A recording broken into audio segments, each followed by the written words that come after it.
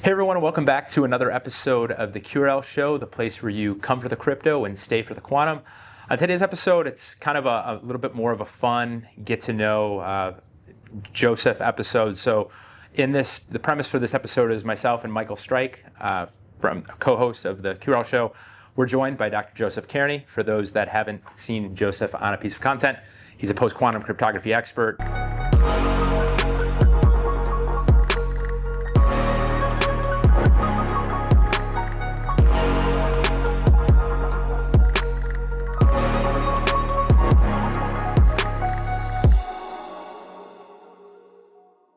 Joseph, you've been on a few previous episodes. We initially had you on to talk about your Bitcoin downtime paper, so we can get to that briefly. But for our audience, the words post-quantum, people have gone down that rabbit hole a little. But post-quantum cryptography 10 years ago, we want to get a little bit more into the roots of what got you into the field from the very beginning. There's the post-quantum part, there's the cryptography part, blend the two together.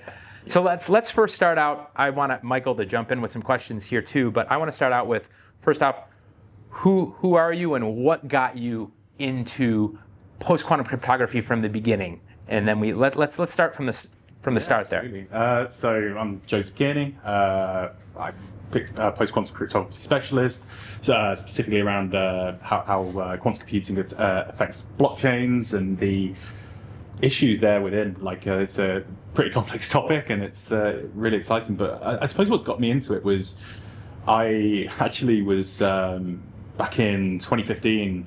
I was running brewery in a pub at the time and managed to sell that on, and I wanted to go back and do something a bit different. Always done coding, computer science, always really interested me, but I wanted to kind of go and learn something interesting, something that grabbed me. And the opportunity to do that was kind of going back to uni, doing my master's degree in computer science. And when it came around to picking thesis topics, there was the usual ones like build solitaire with probability on as a app on Android and so on and so forth, and all these other topics, and none of them grabbed me until I came across this one posted by Dr. Perez Delgado that was quantum computing against blockchain technologies. And I'd obviously heard of blockchain. This quantum thing was a bit like, wow, but that sounds exciting. So ended up going to his office to meet him. I emailed him at midnight and got an email back at half midnight. I was like, yep, come up by my office tomorrow and we'll have a conversation. And he plops down a book of Nielsen and Chung, the Bible of quantum information theory, basically. He goes, go away, read the first 4 chapters and come back to me with what you think. And if you don't like it, then find another topic, basically.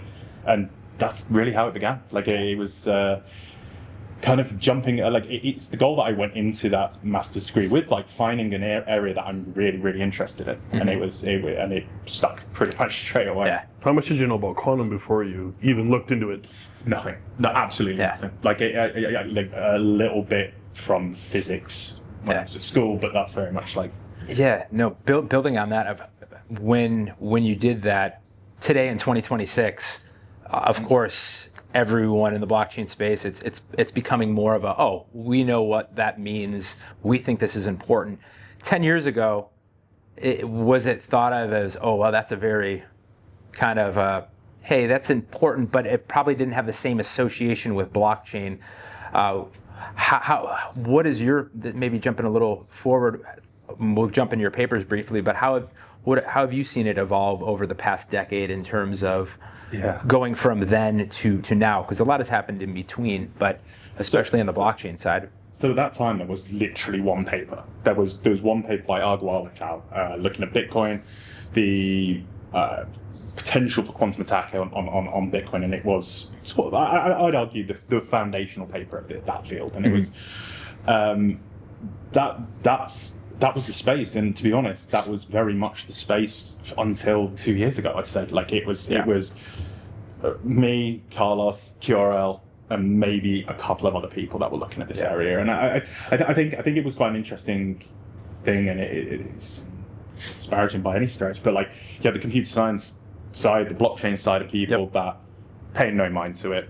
Quantum computing is physics. Don't worry about it. Yeah. And then you had the physicists, the quantum computing guys that were, it's computer science, it's blockchain. Don't worry about it. Like, we're not, like, there wasn't that pairing of 1 and 2, and it's only in the last 2 years.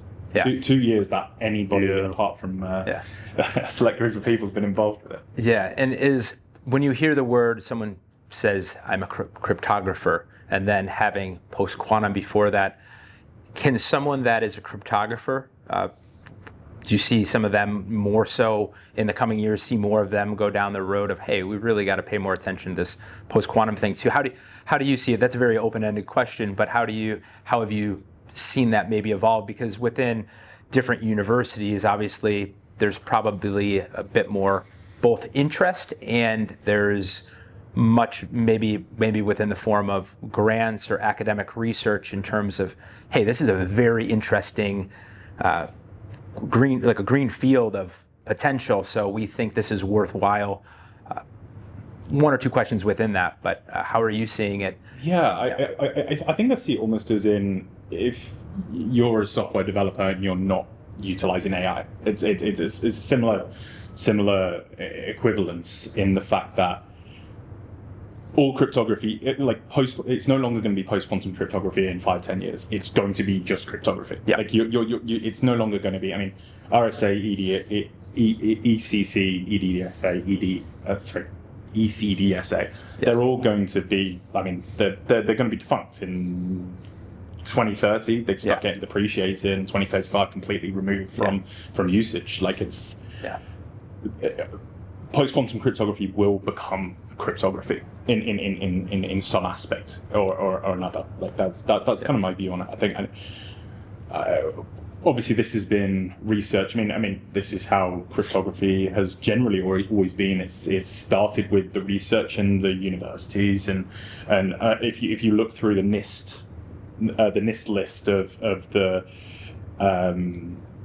schemes that are looking to be standardized by NIST, they're all from academic backgrounds. And for the viewers that are viewing this, people might have a different understanding. Even if you look at the origins of Bitcoin and the development of even past beyond or before that, prior of predecessors of Hashcat, or like the form of digital gold 2.0, a lot of the step up, it all comes from an academic background. And even if you look at the Bitcoin white paper, Satoshi, they came clearly from an academic background. Absolutely. So I think that as we go forward, that there's going to be continued progression of, like you just said, I liked your analogy of, post-quantum cryptography. It just becomes, it's going to be, that's of course, that's a prerequisite. It comes with it. Yeah, I mean, you only have to look at people involved in the very early stages. I mean, it's Dr. Adam Back, it's Dr. Hal Finney, it's like Ethereum started from a university. Project at Waterloo University. Like, that's how all of this really began, and I think that's an interesting analog might be how cryptography used to be mechanical, right? Be mechanical before integrated circuits in the so it would have been mechanical cryptography, and then integrated circuit developed the 1950s, right? And then that became the new cryptography, the new classical cryptography. And now we're moving into now we're moving as we move into quantum security, that will become the new classical cryptography. Yes, and then the question becomes, where do we go after that? Whether we go down the QKD route or not sure. So on and so forth. Like, it's like, I think, you're completely right. Like, it'll become the new classical. It'll just become that. One replaces the other, as you say. I have a question as we kind of wrap up on this part. I think maybe a question that some of the viewers might have is, when they hear that, hey, you're a post-quantum cryptography specialist, expert, they're like, wow, that's got to be a lot within that. Can you maybe, for the viewer, break down what it is that post-quantum cryptographers and cryptographers in general, when you look at the underlying cryptography for various projects, from projects that are completely quantum vulnerable to enabled to all the way up to being post-quantum native. What are, from a high level for the viewer, what do post-quantum cryptographers or cryptographers, like, what are things that you do on a daily or weekly basis? What type of things are you looking at? Because I want to make this a little more digestible in terms of, as you're like, hey, there's a lot comes from the academic part, but for the viewer, I want to tangibly give them an understanding of what it is you do, what it is you're looking for. So I think it comes into two aspects. There's a lot of my PhD was more focused on a lot of the vulnerability aspect. So that's almost the cybersecurity slightly more than obviously the cryptography is involved, but like understanding attack vectors. That's a critical thing, and that can only be done by going in, looking at how if we're talking just exclusively in the blockchain space, like looking at how that blockchain works, what the where it depends on its cryptography and how it depends on its cryptography, and then it then expands slightly out to the protocol level. So it's if you look at Ethereum, for example, at a glance, you look at it and you go, okay, cool. All EOC, so basically user-owned accounts. They're all vulnerable because they're all secured with ECC. They're all secured with ECDSA. You look at that aspect on its own and you go, okay, cool. The main attack vector is going in and targeting one of those accounts, stealing it. It's revealed its key. There's a lot of key reuse in Ethereum, so on and so forth. And that's the obvious bottom level. Yes.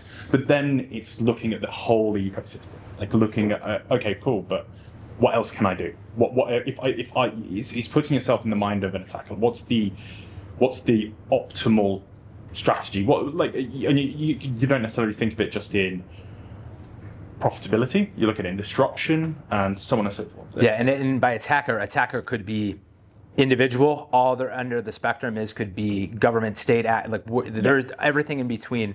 Could we maybe, segueing this, let's talk on your history within post-quantum cryptography, coming from that academic background. Obviously 10 years ago, blockchain didn't have that same intertwinedness as it does today of how it's tied with the blockchain space and everyone moving to post-quantum. Let's tie to your very first paper tied to both post-quantum and blockchain. First off, for some of the viewers, some might be familiar with some of the papers we've talked about previously in your work, but when's the first time you publicly covered a paper tied to the blockchain space? And then Michael can build on this once you fill us in. Yeah, my first paper was vulnerabilities of blockchain technologies. So I wouldn't ever describe it as a plus epsilon paper. Like, I think it was quite an important paper at the time, and it's well cited in my opinion. But it was taking that original paper, the Argowal paper, and they looked specifically at Bitcoin. And it's expanding that out and looking at, like, okay, what is the difference? And going back to what I was previously saying, like looking at the protocol level, how much of a big difference does that make from blockchain to blockchain to blockchain? And the answer was, in some cases, a lot. In some cases, less than you'd think, because of how dominant the infrastructure that Bitcoin was built upon became. So the obvious answer is, almost every single blockchain, unless they're a quantum native blockchain, I can't think of many that do not use some ECC-based cryptography to secure. Yeah, that's the artifact of Bitcoin being built the way it is, and also from ECC being a natural fit for blockchains. But then it's looking at that protocol level. So you can go into things like privacy tokens. Okay, so if you're using ZK Starks, you're quantum resistant. But if you're using ZK Snarks, you're not, because they're based on discrete log problem. How does that impact? Like, what's so that was that first paper, and it was kind of expanding just past looking at Bitcoin and actually looking at a wider range of cryptocurrencies. Yeah. And what, for the viewer, what year was that first one? 2019, I believe. Okay. So there was a few years in between, like starting this journey and actually getting. And there's a lot that goes into that. Michael has written on and studied the topic for years and years. With you've come up with some of your novel own ones within like Bitcoin rogue node theory. To continue on this, and then for Michael to report on this, what happened? Tell us the next step after that one. Obviously, we come up to Bitcoin downtime, but how did that progress, or how was the reception of that first one? The reception of the first one was, I don't want to say muted, but like obviously that's. I mean, at the beginning we've been talking about this for years. I think the only email I got from that paper within the first few months was actually from Craig Clement in the QRL team. Kind of when you realized you were on an island. Yeah, and I think that email said something along the lines of, "You haven't mentioned QRL in your paper." So that was quickly rectified. Well, tip of the hat to him for that. Yeah, no, absolutely. Yeah. But to be fair, that was how I became. Like here with QRL, like to some extent, that was the first step. How did you? I have a question. Like, how did you think about the the risk associated of going down a road that was mathematically feasible? Obviously, the math is there, the quantum physics is there, but at the same time, there isn't a consensus yet between blockchain and quantum physicists that they're not really talking to each other. At this point, they're still in separate isolated silos, and in order to maintain relevancy in the future, at some point those silos are going to have to connect. So how did you kind of reconcile that risk professionally? Yeah, going down this road, not to be perceived as. I think I just did it out of interest, like natural curiosity. I think that's how I've ended up going down virtually all my career. Is just I find this interesting. I mean, there's a bit of a saying with PhDs, you better really like your PhD topic, because by the end of it you'll hate it. Yeah, because I'm still loving it. So like I'm still here, like 10 years working on this, and I still love it. But I think also that kind of brings the interesting question of like, at that time, I don't know whether it's something that QRL was considering at the time. So maybe one of you two can let me know. But like, there was obviously a very real risk that. At that time, there was a sense that it wasn't necessarily an if, but when. It was still an if and still a when. Because this wasn't, on both sides, there was very little there's very little mention on the blockchain side, but also on the quantum computing side, like the scale of the quantum computers were. There's no proof that there at that time. I mean, there's no proof that anything that was going to be able to scale. You could have, I mean, easily run into some manufacturing problems, or some new quantum realization that showed, this will never work, because the more qubits we add, the noise exponentially, the systemic noise exponentially increases, and someone puts out a paper or a proof that says this will never work. I mean, that was always totally possible. As well too, and if it was to be accepted, the problem would have been disregarded. But more and more people started to realize that this is actually a novel attack vector that people hadn't talked about. So, luck, foresight, a combination of the two. I don't know. A combination, and you're also seeing with each new paper, it's like a progression of build of, okay, well, one comes out, and then a few 2 weeks or 2 months later, whatever time period, something else comes out, and you're like, okay, wow, I didn't even think that was even a possibility. That lowered the order of magnitude of how powerful, a sufficiently powerful quantum computer would even need to be to use Shor's algorithm.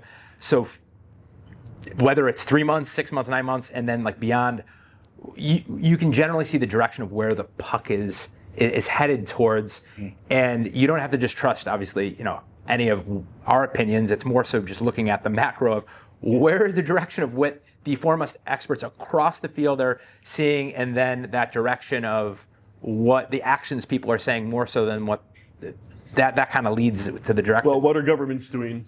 What are government and nation states doing? What are they mandating? To your point, lowering timelines. most states, most nation states have 2030 timelines to have systems post-quantum secure. Have them upgraded and to have full migrations in place by like 2033 is around the average. Yeah. No, it's kind of going back. Yeah, it was at that time. It was not a given, but we're kind of at the point now where, going to what you were saying about like that flurry of papers, it seems to be happening. That cycle is happening faster and faster by the day, by the week, by the month, and then it's shortening. Is there? I know for all of us, you know, it's both refreshing to finally see things that you've been deep in the weeds for, things that Strike and I have been talking about for many years. It is starting to come a bit more to fruition. What are you, as someone that probably, I'm assuming, in 2015, 2016, whatever year, if you would go to, you know, talk to colleagues or to, you know, a business event or even at a family dinner, when you would mention, hey, I'm going for post-quantum cryptography, the kind of, what's that? So now, maybe more in the business sense, if you would go to a speaking event 10 years ago versus going to a speaking event today, you know, more eyeballs are on like, whoa, you definitely saw around the corner. What are your general thoughts in terms of now, wow, everyone's now paying much more attention to something that I was nerding out on 10 years ago. So it's very cool that. Yeah, no, it's exciting. It's it's. I don't want to say it's being proven right. That's the nice thing, but it's very much like it's exciting, but it's also seeing the exciting development. I mean, you're just seeing both the post-quantum cryptography side being pushed all the time, like some of the efforts around shrinking SLHDSA with shrinks and shrimps and stuff like that, like pushing cryptography to the max, then looking at, for example, paper by Project 11 where they integrate ML, like proving that you can use LDSA with HD wallets, with like all of these things are slowly compounding and going forward, and it's incredibly exciting. Like it's not just that cryptography element, but it is the cryptography element, but it's not that pure cryptographic scheme element where MLDSA, SLHDSA will. When will we get FNDSA? What are going to be the next like selection of signature schemes? Will it be SQI sign, which would be amazing because of small signatures, public key sizes? Hawk, an equivalent to Falcon. Are we like things like UOV? Like they're all really, really exciting, but it's that additional peripheral element, and that's something that the blockchain community in general has been incredible at, is pushing the boundary of that cryptography. We don't use it just for digital signature. We don't use it just for peer-to-peer messaging. It's the expansion, the utilization. How can you push that cryptography to its absolute limits without obviously causing issues? But you're positively you're seeing what the best people both internally at project, other cryptographers, everyone's pushing the level up. Tie in as we kind of wrap up this episode. I think how do you see in general? What are you most excited about with I know you just touched on the direction of, hey, everyone's building, we're seeing new novel approaches and the general direction of where things are headed.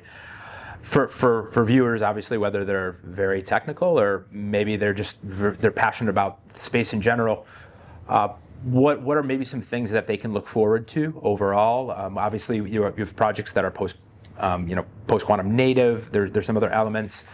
What are you maybe most excited about with where the general direction of things are headed, or terrified about? Yeah, but So I think certainly from the quantum native perspective, it's going to be an incredibly exciting period. It's particularly for QRL and other quantum native blockchains, where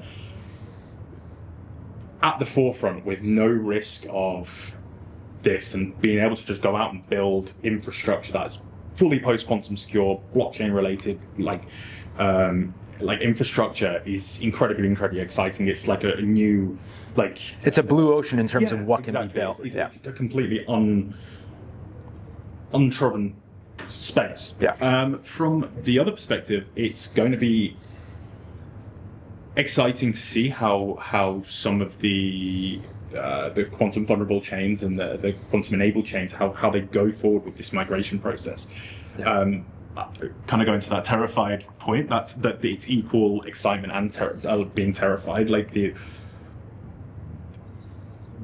sort of we are not an island type of thing. Like these chains do need to upgrade. There is $2.5 trillion of just pure market capitalization, plus everything else on top, stable coins, ETFs. All across the board, it's all... Like, I don't know whether there is a figure out there for what the actual valuation of the cryptocurrency general space is. Yeah. I shudder to think what that is. Like, it's much higher. Easy number, but in a way, if you build the case that post-quantum security will become the new classical security, kind of as we talked about, then you could easily draw the correlation that the current blockchain ECDSA space, as it moves into post-quantum securities, will become the new classical blockchain space or classical blockchain ecosystem. Absolutely. And we're positioned right there as still a little bit on an island, if you will, because of our purist approach to the security and being non-compromising. Yeah. But I mean, yeah, you could easily argue that as things migrate over the post-quantum chains, that now eventually 5, 7, 8, 9 years from now, that they're now just considered classical chains. Yeah, of course. In the same analog. I think the other element that's I completely agree with that. Like, it no longer becomes post-quantum chains versus non-post. You don't no longer talk about it because it's all history. It's all common denominators. Then it becomes the exciting part, and this is kind of I think we in this blockchain space, quantum-resistant blockchains, we get caught up with just that, but it's also looking at the other side, the exciting stuff that can happen with quantum devices. That's one of the really exciting parts. Is this is a whole new paradigm of technology that we don't know what the actual what its capabilities are. We don't know that yet. Like, we're at the stage of building the boat. We haven't thought about the sails and where we're going to go with it yet. Like, we haven't thought about like that whole side of things. And like cryptanalysis is the base level. Yeah. Where do you go from there? And there's a bunch of projects swimming to that boat. And there will be more. Yeah. Eventually, over a long enough timeline, for post-quantum cryptography, the word post-quantum disappears. Yeah, no, absolutely. Right, over a timeline. I don't know what that timeline is, but it just disappears.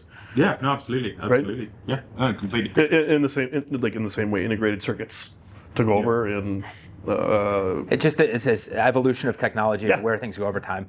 I think, kind of in closing out, of course, Michael and I, whenever we have an opportunity to talk to you about this is an area where there's so many avenues we can explore within that, but to be able to, give the audience, those that are within the QRL community, those that are interested in the topics at hand, it's great to chat with you on it. So first off, Joseph, appreciate you kind of giving a bit more understanding on, a little bit of your origins, tying that into the lead up of where your initial history came from that academic side, where that stemmed into your initial touch point of getting your feet wet with the blockchain part and going deep down in those avenues. So first off, thanks for joining Michael and I. For viewers, we really appreciate you being with us. And until the next episode, keep those digital assets post-quantum secure. Thanks. Thank you.